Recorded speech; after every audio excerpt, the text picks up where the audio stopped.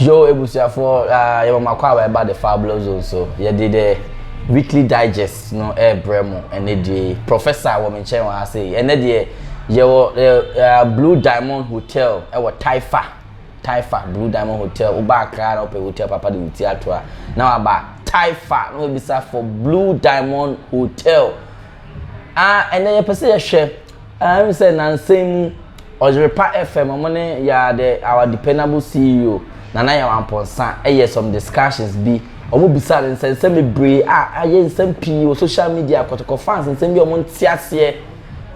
Be some brave system. Omo nya abotre bisa Nana Yaw Amponsah. Mo come my fans ni bitimi frɛ. Bisa Nana Yaw Amponsah questions. Nana Yaw Amponsah so nya abotre chechire mu bibia say yehu bia o chechire mu. And the discussion ye pese ye fa.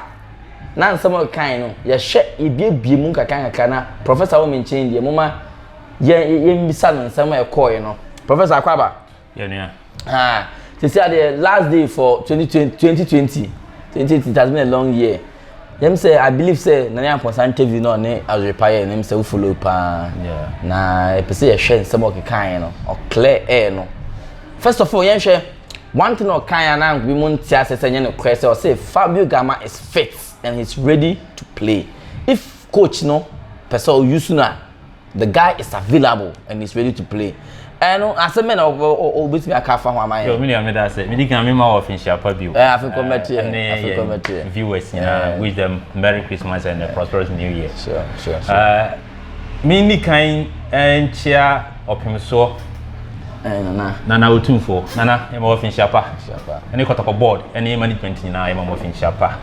Yenim say afia ye besimu no ene mapa bebre be ba kotoko kwan mu na tinum be de na ansa me ba wasam no so no enne ade bi akoso a emi wanwa wonim say aha ana be ye first interview about Nana Yaw Amponsah o share nkom me share nkom about the appointment it's in the year wrap up the year's program ya san ba ha no and I'm conscious no so de o kan no sa pepe na abem enti misra kotokoso chita for say munya gidi Nana Yaw Amponsah na nema pa wa sha say the Bible kan say na urade na wo share nema pa se no wonu be kwa wiye pa enti minim se kotoko ene wa bebesi 2021 mu ama ye ni agi bibia mfiti ase en edin no memra wasem no so eye Fabio so he's ready, he's not injured. Yes, I think says utie Oyerepa interview na Fabio issue was about one ne documentation and then you read as a foreign player no abaha no I will say omutimi secure the work permit and okay so then you no kwa na foreign player na onya access to the team started this season na young player or old player kra Keita was also going through that same thing but nyamin chade no you say omu yusu Keita or ye ni Sudan for no match no the Chelsea say o ma clear nti se uti Nana Yaw Amponsah you can say even Fabio kra na onim se Sudan game no benya chance but coach no na onim the players are also use because on force players on the coaches so whoever the coach thinks fit into his system no otimi select not the number match nti Fabio fit and I believe that he's fit because man who need training now and then match here because we attack or more training on attack now he's part of the team no see training. He's eager to don the jersey and display what he knows best. And the Nkrofo can on chain the biso coconut seller name and just to spice the game. Do you feel like what would make the coaches not put him in the 18-man squad now the ball matches? I would say in football, coach be any philosophy. Sir. Any player or face obey to me, I execute job now or person all year. And the coach be any team for a particular game. Why assessment of the team now all coach here? I know the strength of that team. No believe that these 2 or 3 players and I'm here on this position now. I be boy me. And no any backup any bench. Yeah. So yes, our selection anywhere he believes in those players and more chance. And yes, our they are not good because for instance, me for Manchester United coach and yet now some of the matches are all winning now. Or what set of players be are use for those matches. Or who team be any strength? No, I pick it players. I'll meet my boss a match and a man. And the And yes, be a players now only good, but coach you believe say this task belongs to certain players. I won't beat me a perform. Until now, say Fabio, others will be a chance. I started and that's will be free bench. I believe and maybe all. Okay, yeah, share about Sule Muntari near Sule Muniru. Also, the betu just say or Tony say on be replace Justice Blay. And our Santo Fabio so on be replace Matthew Nkujo. Oh, Sule Muniru the performance no. Because fans, so I say that's so Justice Blay as is it because on team fit into Justice Blay shoes ni mana? Very well. Fans will always be fans. Football lovers will always be like that. And the thing is, yeah, Mr. Your question said Justice Blay back to how many months? Now Justice Blay free different league no be joining Kotoko na. Ghana League mo. No Ghana League. Yeah. Until our experience to play in Ghana League. And now all banon so na on yes or inactive. No, you're active, no buy. Very active. Muniru and you're inactive. So CEO Yenra, he was talking about players be a coach, a pencil on down, a coach Masokunadu. So here about 8 players be. Now Muniru no mun kahu. But omo call so omo kopatono. The demands are no more demanding. No her players no ages any idea. No to say Massa boys we no more chance because Osha the market value of Muniru no back Kotoko. The image of Kotoko in international market transfer no Hanseno e pejano. Enti player Nemra no me go through Kotoko training. Now when your match fitness a coach you no. So what I say. Sure. And there was another player Otono also because of Justice Blair na omuntimi nya no that is Kayeke. Unfortunately injury mwayen. Because when you say Nanka yen creative midfielder and then Mudasiru. Also injuries. Also injuries. Oh, and the Amani Mabo boss wa Makotoko. Even Justice Blay position when I put saying no injuries Injuries and the Mabo boss wa Makotoko. And what year I say no player man for cancer now our top players or only players no do ma ban or do mo be force or coach the coach you some by explaining say no true. Even Muniru no who no say or part of Kotoko bench cry on that first day no. Anyone. The reason being is say or request is say any high sense unveiling no. We hear some players be our market value no high from the team at the unveiling no program na say. And in the man request is say I'm for Muniru free kumasimra. But after we no call training grounds go who say na Muniru na a general midfield na all distributor boss Emma Wings no say na Muniru there I don't expect him to be part of the team because minimum so on match fit the chance of our fit. That ain't na coach use no well e be a coach na nim de wo hu on ho nti. One question coach no because on my coach no free hand that is how it should be. The following day, which is the match day, now Bar Stadium will say Muniru to bench. Not hey. Nah, I could have a chance of a match in there. So some way see you can on what even program, not so crowd program and the non-conform army school to know. Some bloggers, I did kind of story crash, hey, or question the credentials of Master Kunedu. Meanwhile, that wasn't the interpretation. Obi question Obi sa na we explain the entire Muniru. A part of the team. And let's clear this. Currently, Kotoko players, old players are Muniru number 2 omono. Obia ni hwa oni Muniru transfer market right now. I can say ya oni Muniru eboye pe. Oh yeah, sure sir. Me see. Obia or challenge me for onco transfer market. Players are. You can say players are. Muniru be Kotoko. The old players, you know. Obia no one market value. Eso say Muniru and I say to Muniru. Goalkeeper, captain of the team. Captain of the team. Value to know. Omu bieni ho. The highest the current Kotoko player, the highest. And the market value was through transfer market is here. I can say yeah. Habib Mohammed and Emmanuel Jamfi, which is €125,000. Wow. And I'm two Muniru. Na Muniru need any saying €200,000. €200,000. Look at dollars size. So as the say even a necra no say Nana Yaw say Muniru or turn na club bia. Omoka. You shouldn't lose the fact say Muniru ye ntua sika na turn no. But it's a Kotoko property. True. In the Kotoko Tonwa, Yebenyesika. And this is a guy who bought Champions League. Very good. See was a mission against Manchester, where Manchester City, the likes of the Brian airborne with Jinam. And on your player or yet unknown player when it comes to international football. And sometimes, you know, yeah, now, sorry to say this, some of our fans are now say, Yankro Foni Binu, the way or more Edom Akume different clubs at Chi. And yes, I don't do local clubs at Chi. Because the name happen what foreign clubs and they be happy with how much yeah, I remember they still saying that. So say Southampton was so much a player be. Yes. What's not changing? A Ghanaian player. From Spain. Yeah, 12 million pounds. Yeah, because the whole season or more one match grab Southampton because of Obi Ankasa. Because of the documentation saying you're ready. And on Manchester United quite a small boy be French player.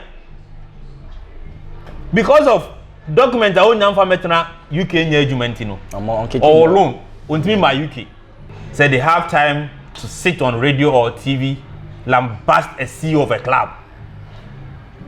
Yeah, the spotlight to one club or so every day. The Biasa club Nessuneda. Is that what we see in Europe or elsewhere? I'm quite finished at all. Is the coach that they will talk about. CEO and some put the No. Manchester United has signed Idion Igalo. From Nigeria. All United require no kati pay or your pay cuts. Player sacrifice no bad, not better. Sometimes going to bench point now. Kotoko na yes investment na. And can then come for better radio so I can't fight the CEO of the club.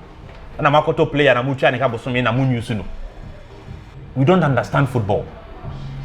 Okay, you share about Maso Kunedu Sakro. You say CEO or no Panum say he apologized. Say one make it official if one make it like one for the official way so I inform manage the board say decision I was taking. Although say only be mukasai or phone so but what you say and they one in ye nanke say call former say one inform me on so be sack I think say on me I was so happy because I didn't work Ghana has said your penny be a mistake no be about live radio or TV no I just to apologize but they can say Kotoko or running no say a corporate institution and then as a corporate body no the very formal way I saw only board ekasa is through writings through the secretary documentations you might on phone which one year and internet all patch out. By the way, Uncle is school too. No. Uncle is school too. No. Bro, see how all church and some. We must say we don't know what's yes, I hope. But all the statistics be too. Just some the winning rate in the 42%. Yes. And what I say before say all be back at Okono. Now follow local player bia. And then the Emma see assessment on Master Kunadu. Because Master and Adam for pa.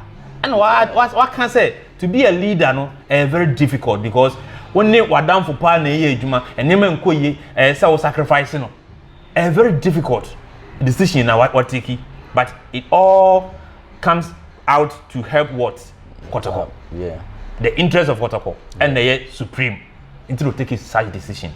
And to me, you know, life itself, you know, and fair. One person will bring a program on them. I said, this is how I want my year to be. 31st night, and go a resolution. But then I say, bra, another 31st baby, you know, it must say no much me achieve. Yeah, won't blame on Hussein. So they say, and the young Makwan for support to Ma Obia, ye see was on your Juma. Young vampire won't turn it, and your papa, you young man, no so ye. Now your mom pie says, I am more beba. Maza, a club like Kotoko partner, Southampton. Sasa name Russell. It is saying, okay, say, I said, no, I say, I got 2% to 900. Yes, I got 2%, 900. Now, me say, Eric, the entire can once a sempa, and Ra or no so Oyerepa was not team deal. Percentage in the class, I can't in the Empire 2021. You say, oh, baby, Corona, if you hope.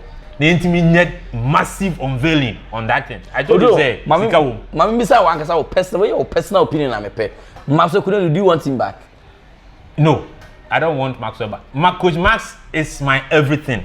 The reason why I don't want Max back is that what informed his sacking.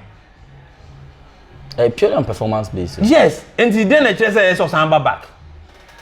Do you think he was given enough time to prove himself? Because people say at a time, just 4 matches or 5 matches into the season now, and Kuya Wapamono. Yes, Ubekasa, but the thing is, Coach Max and the boys in the year preseason. Yeah, maybe one of them year preseason, and Neman Koye, Coach Max can be back as a coach, but not this current dispensation. Obeti ma back because we are back open. Waje like that. Into obeti ma kwa samba. We are legend. But currently, say I start say Sanko fan, but to me, it won't help. Okay. The rest now, CEO person Okono or lay foundation, and say the corporate works now they are now from management level no outside the field. You do results now on field and you do results are minus a juma na waye. In the foundation now building no, I was say the two no juma hand in hand. Field at the results so but now on the outside the field no so at the results so but you see outside the field no your who results are ever into all per results from field. And the sanity there also sort to one year may into bao miss a basa over sacrifice will be it is will be a beer brew now all do in more fun definitely a Bruno back was a kind of can go down so that's it and then interest on per Bruno will try to but if you in every home they can want him high home and you may year a Bruno or pay a results na year pay and about this one I say on a coach academy on the left with him alone in either Portuguese or Spanish. Yeah, who say Nana Yaw Amponsah kasa meeting say from the point of view say or yet scouts no FIFA agent da. Now I say Ghanaian players who ye quality ye wo. And all can say the Spanish and the Portuguese coaches will fit into our style of play, our system. Into believe we say ka onu ho a enka the same profuni bi na beba. And I think say so ultimately take that decision and say I'm bored and be man kwan because say o man kwan so onye adwuma as management CEO there and some money free hand no aye na adwuma. Yen hwe sika obo so last one about Scano. Last one is Scano. O say so far obaye no sika wetimi a generate although for now no only 10% na ba but sika likely say Kotoko Benya 12 million cedis. Sir. This is new cedis at some year. Sir. We run because partner no we use our word no back programs on. Master. Enti Kotoko yempa na 12 million. 12 million. But is that what friend is saying Sometymer ebiza say we say 1.2 and answer 1.2 na o can na say 12 million. 12 million. Got to be another. And I say see how 1.2 the account. 10% of it. Yeah. Master. Yeah, who management. We dear. Nikasa am interview mutie na o say o mba yem pokura no. O ma meto kobo. Eni te duru abi no. Ye tie say board chairman kra edisika bi ache Kotoko. The reason why they ache Kotoko ne say okasa oje a ibi nna ho because when nim accounts no say hwe nim. Omuntimenti. The okasa oje a wan na ebetu asa aka no. Nti so they check na you start on the clean notes. Nti the past 3 or so years o ma no mo wo ho no. E dey no mo di adwuma. Skabe no mo di adwuma accounts be no mo operate. Omu etem end ye no ye da red. Sorry. Nti me I so push on the agenda say yemma kwan emma sa ni corporate we na o dey adwuma because say Nana Yaw Amponsah konne na yentimi am build on the wire yes an cost foforo and this has been the problem of Kotoko management bia ba the past management any records or be hwe so dey adwuma na so no be start fresh this time yes I did not to not for him but for the future management about take you over. Sorry. So they say enti yema kwan masa ne ma no nya adwuma. Okay. Yes so no nsam yenu didi a enye yie. Ja sa. Enti se ba ko didi na ebema wo ho atowa yema kwan ma ba ko ni di na ye ho ntoyen. Okay. Enti prof yen share to conclude this discussion or interview na koye wo Oyerepa no. Credited the Edema Oyerepa FM. Yen share about Hilal game no. See you on my assurance small one me say we are not out. against Al Hilal. It's Accra Sports Stadium na Mwanya. Osha Obi Masu Sudan. Ebe say. Well, one thing I'm about the current Kotoko team is say more away performance good. Sure, ne dey good. You call Mauritania. Me humbo mo ko ball ho. You call the share. Yes. You call Brikum Chelsea. Me humbo you ko ball Brikum. You call Dew. Me humbo you ko ball Dew. But again, let's come to Accra Sports Stadium. Matches I ball ho. Na yenhwe. 11 wonders against Legon Cities. Great Olympics. Nina as a BB ha boys no. And it is a CEO can say we are not out yet. Yes, football. Manchester United call Spain. Call Paris. Share PSG. But PSG eba share United or England. That is football. Football and mathematics I say 1 + 1 = 2. No. Yeah, Kotoko beti me boy I mean Sudan for one boy. I was after the game. Interviews with fans and we saw their reactions and all that. Boy ben on boy ha anti Kotoko kokwa yentimi mo sabo ni bi. What were we lacking? Cohesion. There was no cohesion between the teams. Now I don't think the same problem sense you. And in America say I didn't think I call outside Accra Sports Stadium. The team ball. Ye ball. Ye baha ye mo ball. Maybe psychologically, no, your players no so a problem. So I'm call away from home, home fans now, they can perform. And we need to work on that as well. So we put the fans in the stadium. Fans in this stadium, but at least the few people are no. Almost feel pressure. Almost feel pressure no. The two kind call baby. Na say say we say microphone no. Enti say antetemu no a. Obeliwe say obetimi. The only thing we need to pray for is fair officiating. And they say pray for. Say in a fair officiating, Sudan, anything can happen in Sudan. Blue Diamond Hotel, Oba Accra now pe baby di theater no about Taifa no be say Blue Diamond Hotel. The person you be around betimi provide am na wetimi be relax na we feel at home papa. The very do me dey for Porcupines by Porcupines.